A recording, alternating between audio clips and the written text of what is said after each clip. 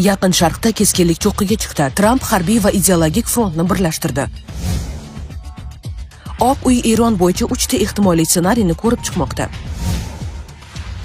Eron AQSh importlarini blokada qilish tahdidiga javob qaytardi.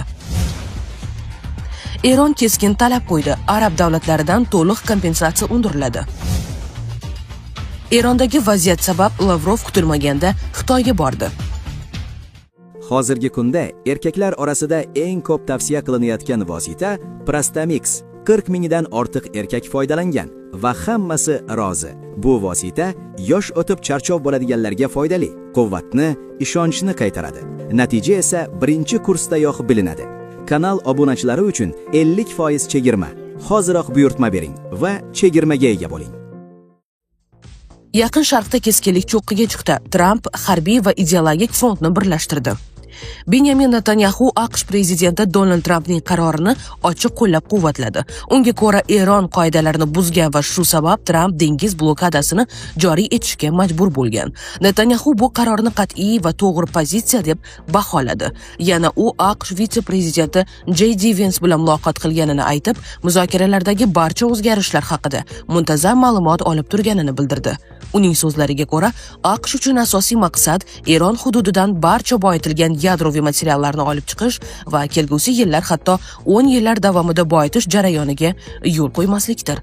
Shu o'rinda Netanyahu keskin taqqoslash ham ishlatdi. U Eronning Natanz, Fordo va Bushehr kabi yadroviy obyektlarini tarixdagi eng dahshatli qirg'in lagerlari Avsensim, Maydanek va Sobibor bilan solishtirdi. Bu bayonot mojaroning ideologik darajada ham keskinlashganini ko'rsatadi. Ayni vaqtda Trampning o'zi ham ogohlantirish ohangini yanada kuchaytirdi. U Eron harbiy dengiz flotini deyarli yo'q qilingan deb baholab, agar Eron blokadani buzishga urinsa, uning har qanday kemasi darhol yo'q qilinishini aytdi. Bu tez va shafqatsiz bo'ladi, deydi u. Shuningdek, u AQSh narkotrafikka qarshi qo'llayotgan tizimlar aynan shu vaziyatda ham ishlatilishini ta'kidladi. Bundan tashqari Tramp diniy va siyosiy frontda ham keskin chiqish qildi. U Rim papasi Papa Leo 14-dan uzr so'ramasligini aytib, uning pozitsiyasini tanqid qildi. Yana bir bahsli epizodda esa jurnalistlar savoliga javoban o'zining Iso Masih sifatida tasvirlangan rasmni joylashtirganini tasdiqladi va buni Qizil Xoch faoliyati bilan bog'lashga urindi.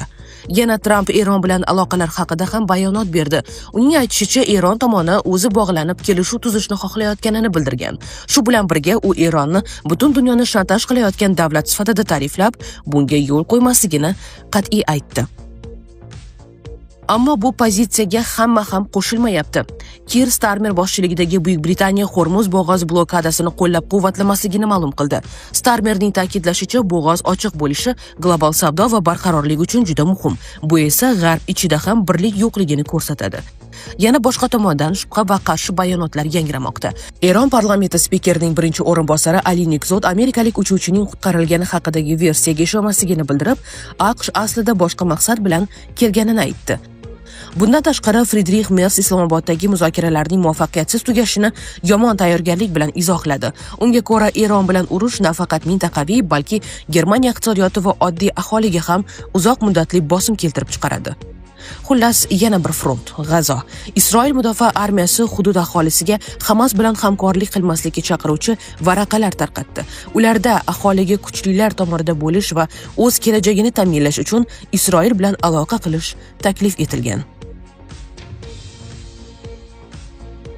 Oq uy Eron bo'yicha 3 ta ehtimoliy ssenariyni ko'rib chiqmoqda. Washington Post nashrining yozishicha, Oq uy Eron atrofidagi vaziyat rivoji uchun 3 ta asosiy ssenariyni ko'rib chiqmoqda. Bu haqda nashr sharhlovchisi David AQSh ma'muriyati rasmiylariga tayanib xabar bergan. Ma'lum qilinishicha, birinchi ssenariy Eron hukumati ag'darilishi bilan bog'liq. Oq uy vakillarining fikricha, bu variant harbiy zarbalar to'xtatilgan taqdirda nisbatan ehtimoliyroq hisoblanadi. Ikkinchi ssenariy mamlakatda siyosiy yetakchilik almashinuvi yuz berishini nazarda tutadi. Xususan, yangi oliy rahbar sifatida Muhammad Bag'ir G'olibov kabi amaldorlarning hokimiyat tepasiga kelishi ehtimoli tilga olingan. Uchinchi ssenariy esa Islom inqilobi qo'riqchilari korpusi tarkibidagi qattiqqo'l kuchlar faollashuvi bilan bog'liq. Unga ko'ra, ular qarshilikni kuchaytirish, jumladan Hormuz bo'g'ozidagi blokadani buzish yoki AQShni qo'shimcha yon berishlarga majburlashga urinishi mumkin. Ta'kidlanishicha, mintaqadagi vaziyat global energetika xavfsizligi bilan ham bog'liq. Chunki aynan Hormuz bo'g'ozi orqali jahon neft va gaz ta'minotining muhim qismi amalga oshiriladi. Eron AQShning portlarini blokada qilish tahdidiga javob qaytardi. Avvalroq AQSh qurolli kuchlarining markaziy qo'mondonligi 13-aprel kunidan boshlab Eron portlariga kirib chiqadigan barcha kemalarga nisbatan dengiz blokadasini boshlashi haqida xabar berilgandi. Tehron mazkur harakatlarni qaroqchilik deb baholaydi. Bu haqda Eron armiyasining Xatam al-Anbiya shtabi matbuot xizmati ma'lum qildi. Agar Fors ko'rfazi va Ummon dengizi suvlarida Eron Islom Respublikasi portlari xavfsizligi tahdid ostida qolsa, unda Fors ko'rfazi va Ummon dengizidagi birorta ham port xavfsiz bo'lmaydi deyiladi shtab xabarida.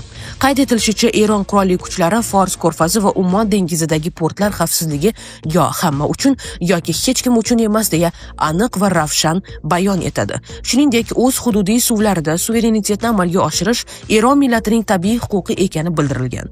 Shtab vakilining so'zlariga ko'ra, AQSh bilan urush tugagandan keyin ham Tehron Hormuz bo'g'ozi ustidan doimiy nazorat mexanizmini joriy qiladi. Eron keskin talab qo'ydi. Arab davlatlaridan to'liq kompensatsiya undiriladi. Eron hukumati AQSh va Isroilning harbiy operatsiyasidagi roli uchun 5 arab davlatidan kompensatsiya talab qildi. Bu haqda Eron Birlashgan Millatlar Tashkilotiga murojaat yo'llagan. Murojaat BMTga yuborilgan bo'lib, uni Eronning BMTdagi doimiy vakili Amir Sayed Iravani BMT bosh kotibi va xavfsizlik kengashi raisiga yo'llagan. Hujjatda Bahrayn, Saudiya Arabistoni, Qatar, Birlashgan Arab Amirliklari va Iordaniya javobgarlikka tortilishi kerakligi aytilgan.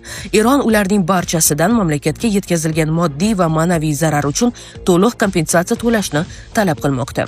Tehronning ta'kidlashicha, ushbu davlatlar o'z hududlarini Eronga qarshi hujumlar uchun taqdim etgan. Ayrim hollarda esa bevosita noqonuniy qurolli zarbalarda, jumladan fuqarolik obyektlariga qaratilgan hujumlarda ishtirok etgan. Shu sababli Eron bu harakatlarni xalqaro huquq nuqtai nazaridan agressiya deb baholamoqda. Biroq Fors ko'rfazi mamlakatlari va Iordaniya bu ayblovlarni rad etib, AQSh va Isroilning Eronga qarshi operatsiyasida ishtirok etmaganini ma'lum qilgan. Erondagi vaziyat sabab Lavrov kutilmaganda Xitoyga bordi. Rossiya tashqi ishlar vaziri Sergey Lavrov 2 kunlik tashrif bilan Pekinga bordi va u yerda Xitoy tashqi ishlar vaziri Wang Yi bilan uchrashuv o'tkazadi.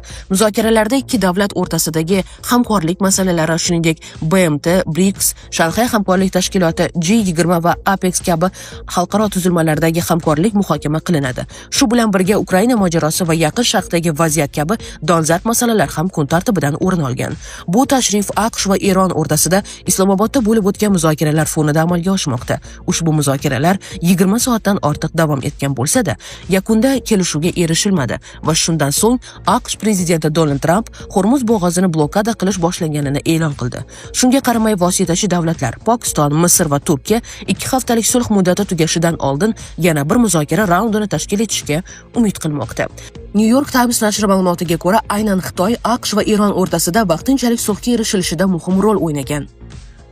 Sizga yetkazmoqchi bo'lganlarimiz hozircha mana shulardan iborat edi. Dunyo yangiliklaridan uzoqlashmang. Salomat bo'ling.